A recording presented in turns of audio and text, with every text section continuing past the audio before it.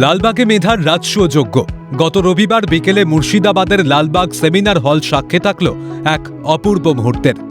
কোনো রাজনৈতিক সভা নয়, কোনো তারকার ঝলকানি নয়। এদিন লালবাগের মঞ্চ আলো করে দাঁড়িয়েছিল আমাদের ঘরের ছেলেমেয়েরা, যারা এবারের মাধ্যমিক ও উচ্চ মাধ্যমিক পরীক্ষায় নিজেদের মেধার স্বাক্ষর রেখেছে। একটি বিশিষ্ট সমাজসেবী সংগঠনের উদ্যোগে আয়োজিত হয়েছিল ১৩তম স্টুডেন্টস ফেলিসিয়েশন প্রোগ্রাম ২০২৬।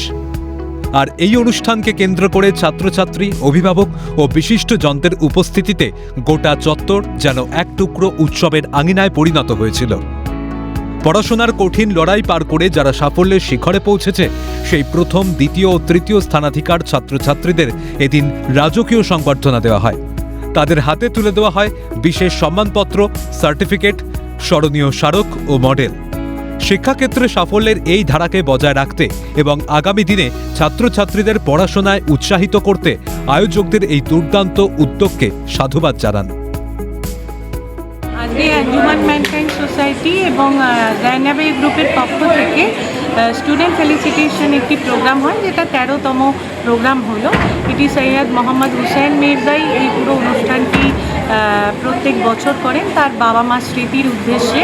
এবং শহরে, মুর্শিদাবাদ শহরের যত স্কুলগুলো আছে তাদের মধ্যে যারা টপ 3-তে রয়েছেন তাদেরকে আমরা সম্বর্ধনা দিয়ে আগামী দিনের জন্য আরও উৎসাহিত করি।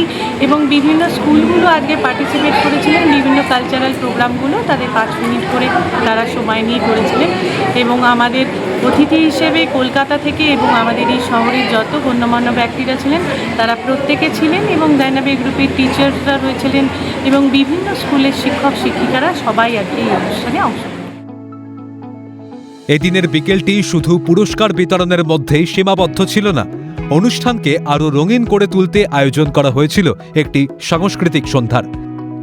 গান, ছন্দবদ্ধ নৃত্য, নজরকাড়া আবৃত্তি থেকে শুরু করে রকমারি পারফরমেন্স, সবকিছুতেই মঞ্চ কাঁপালো ছাত্রছাত্রীরা। অনুষ্ঠানে উপস্থিত ছিলেন এলাকার বিশিষ্ট শিক্ষাবিদ, প্রবীণ সমাজসেবী ও বহু গণ্যমান্য ব্যক্তিত্ব। আমন্ত্রিত বক্তারা তাদের মূল্যবান বক্তব্যের বর্তমান যুগে শিক্ষার আসল গুরুত্ব এবং নৈতিকতার প্রয়োজনীয়তা তুলে ধরেন। কৃতীদের অভিনন্দন জানানোর পাশাপাশি ভবিষ্যতে তারা যাতে আরও বড় সাফল্য পায় এবং দেশের সেবায় নিয়োজিত হতে পারে, সেই জন্য একরাশ শুভেচ্ছা ও প্রেরণা দেন তারা। আমাদের নেক্সট প্রজন্মের জন্য যেন একটা মেসেজ যায় যে শুধু পড়া না, পড়ার সঙ্গে বই পড়া, মানুষকে মানুষের মতো ব্যবহার করা, মানুষ হওয়া সমাজে। পড়ালেখা মানে এ নয় যে শুধু আমি ডিগ্রি নিয়ে পরীক্ষায় বসে পরীক্ষায় পাস করে চাকরি করলাম। আমরা যেন সমাজে মানুষ যেন গড়ে উঠতে পারে, সেরকমই আমাদের চেষ্টা থাকে। সেই জন্য সাংস্কৃতিক অনুষ্ঠান বিভিন্ন স্কুল থেকে হয়েছে। মুর্শিদাবাদের বিভিন্ন স্কুল থেকে, শহর থেকে ছাত্রছাত্রীরা এসছে এবং এদের সঙ্গে যারা হাই সেকেন্ডারি এবং মাধ্যমিক, তারা প্রত্যেকটা স্কুল থেকে যারা মানে 3 টপ পজিশনে। আমাদের বৃত্তি পরীক্ষা যে বাচ্চা, মেয়ে বা ছেলে যারা মানে ফার্স্ট হয় লালবাগ শহরে কি মুর্শিদাবাদ ডিস্ট্রিক্টে, তাদেরকেও ডাকি। এছাড়া ট্যালেন্ট হান্ট যেগুলো পরীক্ষা হয় ম্যাথসের, সেই ছোটো ছোটো ক্ষুদে শিশুগুলো, ছোট বাচ্চা ক্লাস 3, 4, 5-এর, তাদেরকেও আমরা করি। তার কিছু না, মোরাল বুস্ট আপ করার জন্য, এগিয়ে চলার জন্য।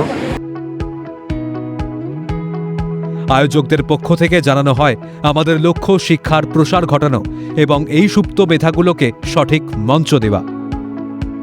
এই 13 বছর ধরে আমরা একটানা এই কাজ করে আসছি এবং প্রতিভাবানদের উৎসাহিত করতে আমাদের এই প্রয়াস আগামীতেও জারি থাকবে। তারা যেন এগিয়ে যায়। মাস্টারমশাইরা যেভাবে কাজ করছেন, মানুষ বানাবার সত্যিকারে যে কারখানা, সেখানে সত্যিকারে যেন মানুষ হয় এই ছেলেগুলো আগামী দিনে, সেটাই আমাদের প্রচেষ্টা। আমার বাবা মায়ের স্মৃতি, সৈয়দ সফদর মির্জা এবং সৈয়দা আঞ্জুম আরা বেগম, তারই স্মৃতিতে এই প্রোগ্রামগুলো আমরা আয়োজন করে চলেছি দীর্ঘদিন ধরে। মেধার কোনো বিকল্প হয় না, আর সেই মেধাকে কুর্নিশ জানানোর এই প্রয়াস সত্যিই প্রশংসনীয়। লালবাগের এই মঞ্চ থেকে আজ যে প্রতিভাদের সম্মানিত করা হলো, তারাই আগামী দিনের উন্নত সমাজ ও দেশ গড়ার কারিগর। আয়োজক এনজিওর এই 13 বছরের ধারাবাহিকতা লালবাগের শিক্ষাঙ্গনে এক নতুন জোয়ার এনেছে। এই জয়যাত্রা অক্ষুণ্ণ থাকুক। আগামীর কাণ্ডারীদের জন্য রইল অনেক শুভকামনা।